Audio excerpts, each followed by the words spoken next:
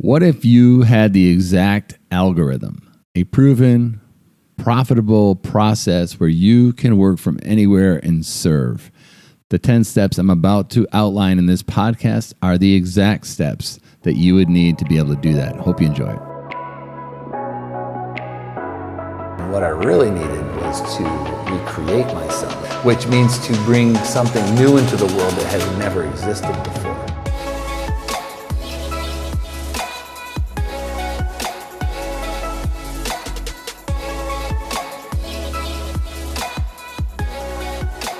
Today, I'm going to teach you the Work From Anywhere algorithm. An algorithm, a set of steps that you can use and implement to be able to work from anywhere. This is what we call an MVP. It's a minimum viable process that you need to build. Now that you have a product to sell, you need to distribute that product. And with this algorithm, you can create distribution. And it's 10 steps. I reverse engineered everything that I did to create this world, this reality that I don't have to go anywhere or work for any company to make a living. I put it down to the 10 steps, and I just put it into a book called The Anywhere Advisor. And The Anywhere Advisor is a recession-proof, pandemic-proof system to be able to work from anywhere so that you can do business and enjoy a high quality of life with a very high quality income potential. And the whole key to it is not worrying about perfection in the first step. It's to get your minimum viable process down so that you can start to put connect the dots from one to the next until you can literally distribute your product from anywhere on earth. I mean, think about a life like that. Close your eyes for a second and say, I woke up in Costa Rica today and I'm working and I'm making a good living and I'm not commuting and I'm not somewhere I don't like. I'm exactly where I want to be and I have an opportunity to make a good living, help a lot of people, and have that free time. Right, Steve? So when you start your journey, it's never perfect out of the gate. And you got to figure it out. So when the pandemic hit, I decided to write this book called The Anywhere Advisor. And I was doing it to help a certain group of people that were displaced by the pandemic. And there's a lot of people that were displaced by the pandemic, but people like financial advisors and realtors, people that give advice, and they normally meet people shaking hands and kissing babies at networking events or at the golf club or taking people out to dinner or doing live seminars. All that business was gone, and they had to pivot massively, and a lot of them were struggling with it. So I know a lot of financial advisors, so I'm talking to them about building a work from anywhere business model, not only to survive the pandemic, but to long term to get the high quality of life back. A lot of these people don't live a very high quality life. Long hours, lots of rejection, and they're not automating it. So I like to liken this process to being stuck at home and unable to do what you used to be able to do to the book The Martian that we did. Remember we did the Martian? So Matt Damon's character was left behind for dead, stuck on Mars. And it was 2 years to get the ship back before they knew he was even alive. They thought he was dead. And so he was trying to figure out how to not only survive, but also to be able to rendezvous with his crew to get back and live. That's a good storyline. So what he did was he repurposed a lot of things. He used the resources that he could get his hands on, not wishing and dreaming that things could appear to save him miraculously. He repurposed things. He got really super creative. So the MVP, the Work From Anywhere algorithm that I'm going to show you and talk to you about today, has 10 steps. And we have a map that you literally could use this podcast episode, which will be under a half hour, in this map, and you can start to build the framework for a Work From Anywhere business that you can at least have ready to go. And you can ultimately optimize. Because once the framework's in place, this is, by the way, the framework that a lot of my friends that do like 8-figure online marketing use the exact same framework. So I'm going to get going with it, right? It's 10 steps. The first step is what I call the ultimate audience method. It's about researching an audience. And I liken this to the king of the jungle, the lion. And when the lion hunts, all right, the lion doesn't just run after everything that's alive in Africa. The lion sits low and observes and watches and looks at a herd. And you got to look at the herd as your market, as your audience. And the lion starts to see weaknesses and starts to strategize on how they're going to attack that herd so they can separate it, the 100% down to maybe 2 or 3%, and they can take that over and survive. And that's how the lion attacks, and that's how you should look at an audience. So when you go through the audience process, like who's going to buy your product, go to the end user. What's their industry? What's the sub-industry? What's the niche? And ultimately, in this step, you want to build your avatar. And last time we talked about Fred, right? It's your Fred. What are their feelings? What are they feeling inside? What's the reality are? What's the reality of their life? What's the real situation related to your product? What expectations does Fred have? What desires does Fred have? And this is all from Copywriting Secrets. And then ultimately, PQRR. PQR2 is as Jim Edwards talks about. P, what problems do they face? Right? What questions are they asking themselves right now? So if you're going through the ultimate audience and you're writing this down, you write down Fred and fill in the blank, write down PQR2. The Q is the most important one because your audience is asking themselves a question right now. You want to enter that conversation with your sales copy, which we're going to do in a few steps.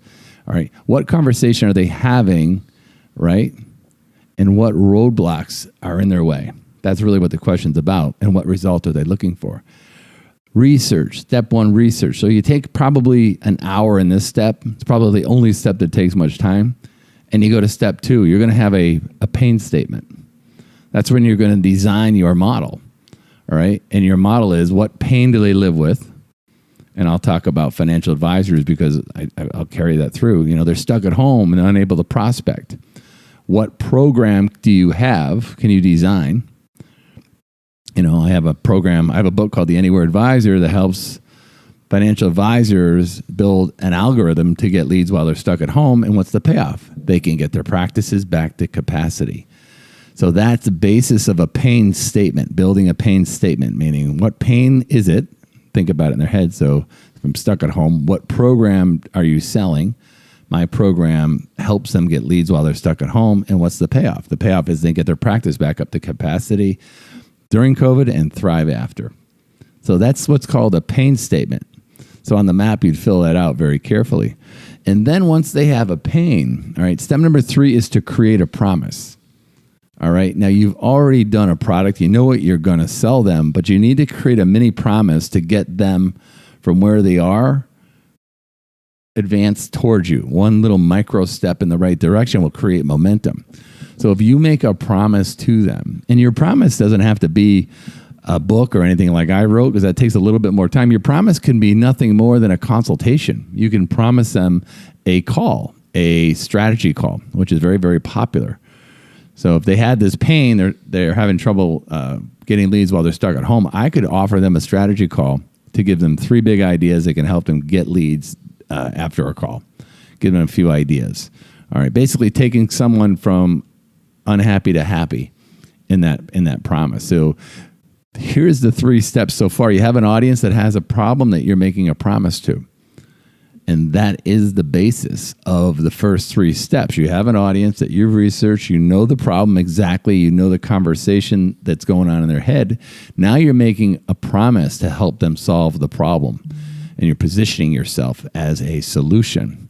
The next step is you got to get them from wherever you intercept with them, all right, whether it's LinkedIn or Facebook or a DM or an email, and you got to get them into your world. And you got to do that with a link, particularly if you're working from home, right? You have to email them or get an ad in front of them so they click on a link, and that link will bring them to a landing page. For an MVP, I always recommend for advisors or people that are selling advice or coaching, just a link to a Calendly is a landing page. It's going to land them on your calendar and they're going to book. So you can have that low-tech offer to get someone from an audience that you research to a pain you know they have, a promise that they make, and you can direct them to the landing page. So now they're in your world on your calendar. If they bounce, okay, steps 5 and 6 are about follow-up systems. So you got to have a process to follow up on them. If they raise their hand and say, I want help, but for whatever reason they bounce, it's not for them. Because one thing people don't understand is people buy when they know why and when they feel like it. They don't buy when they know why and you want them to. You got to be in this for the long play. This is a long game. Everybody wants to get rich quick. Getting rich has nothing to do with quick. I've never seen it even happen once in my life. Some people get lucky, but it's all luck. This is a long play. This is about running numbers. Picasso, right? Do you know that Picasso had 100 masterpieces, Steve? I did not know that. Yeah. Do you know how many paintings works of art he has? 50,000. Oh my God. Picasso had 50,000 pieces of art, and he got 100 What is that percentage? masterpieces. And most of them happened late in life. Wow. Right? There was a story that Picasso was writing, doodling on a piece of paper. Did we hear this story once together? Yep, yeah. Yeah. And some girl saw Picasso doodling on the piece of paper, and she asked him what he was going to do with it. He goes, I'm going to throw it away because it's a Picasso. And he threw it. He did throw it away. I don't know why. I don't know the moral of the story, but. Well, I remember. What? He was saying that she said, hey, can I have that napkin? And he said, $25,000 or something. And she's like, but I just saw you scribble. You're about to throw it out. He's like, in 2 minutes. He's like, it took me 25 years to be able to do that in 2 minutes. Right. Something like that. However 25 many years and 50,000 tries. Yeah. Right. So he mastered an algorithm over 50,000 tries. The algorithm that I'm giving you, that's to create art. The algorithm that I'm giving you, I paid to get. Yeah. I didn't just invent this. I paid and curated lots of courses, hundreds of thousands of dollars, and I could prove it, to figure out these steps, exactly how they would work. And I'm basically giving it away. There are some people we coach in this process, but for the most part, if you use this and built out this framework to sell your product and you're pulling the take action tips out of this sequence, you have coaching, a very valuable course to help you go from zero to something. And then you can take someone from digital stranger to a phone call in these first 4 steps. Steps 5 and 6 are follow-up processes. So you got to follow up and write follow-up emails, keep in touch, stay top of mind. Step 7 is you need tech. All right, you don't need a website. You don't need a fancy membership to some funnel company, even though they're great, fine, they're long-term. You basically need a Calendly, and if you're going to do video meetings, you need like a video conferencing system like Zoom, or even Google's all free. And you need some kind of email system that follows up with the emails. Those 3 pieces of technology, you can start a work from anywhere business and do very, very well, by the way. Step number 8 is you develop your connection strategy, which we talk about as the gap. The gap stands for this. This is how you're going to get their attention, right? You're going to ask them a question and you're going to make them a promise. You're going to actually engage them with this syntax. Now, we were on the beach the other day and I heard a very loud plane flying low. And I look over my left shoulder and it was a plane tugging around a Geico blimp. Did you see that? Yeah, the advertisement thing? It was a flag, right? Yeah. And what did it say? Do you remember? Something about local, right? Yeah, want to save 15% or more on your car insurance, call here. Yeah. So they got your attention with the plane. They asked you a question. Right? If they entered a conversation, maybe you just paid your automobile premium and your premium's high. So anytime you talk about insurance, it's like, I'm paying too much. So you entered that conversation, and then they made a promise, say 15%, and that's why Geico is Geico. It's a very simple model, but they use the gap strategy. So my three-part gap would be, if I was doing Facebook ad, a little ad on Facebook or posting, it'd be an image of somebody who's stuck at home with a frown on their face, right? That somebody would connect to, something that gets their attention, a good image. I'd ask them a question, having trouble surviving during COVID, getting appointments, and then I'd make a promise, right? Get my book to learn how to get appointments from anywhere on earth. My book is exactly outlining this process in under 100 pages. It's about a 2-hour read. Step number 9, this is a very important step. Step number 9 is setting yourself up to win. It's social setup, not social media per se. It's just looking the part. And the story I like to tell here is that internet pandemic and the internet in general has equalized everybody. So if you're a financial consumer and you want to buy an investment policy and you don't wander into the Bank of America, which is probably a $2 billion building, you're wandering into the digital lobby of the XYZ advisor. That XYZ advisor can create sales copy and images and look and feel and even music to make them completely qualified to be the world's most obvious person to help them, depending on how you got the traffic there. So you can set that up. And the story I like to tell, this is a story I think you've heard me say a bunch of times, Steve, is this guy's trying to play the guitar he wants to ask his girlfriend to marry him. And he wants to learn how to play Blackbird by the Beatles. This is a real story. And I was telling him about a different story. But he says, I want to play the Blackbird by the Beatles. I said, so if you go to the internet, you're going to see 3 books. The first one's going to be How to Play Blackbird by George Harrison, who performed the song for the Beatles. How to play guitar by Eric Clapton. And the last one is How to Play Blackbird in 5 Easy Steps in 30 Days or Less by Stephen Celi. All right. They're very likely to be intimidated by the first 2 and want to buy the third one. That person has presented himself or herself as the expert to solve that exact problem. And that's how you want to set up your media. So when they show up, you've equalized yourself with big financial competitors for small money. And if you have any digital training or acumen, you can do this for small money. Day number 10 is firing off your first email.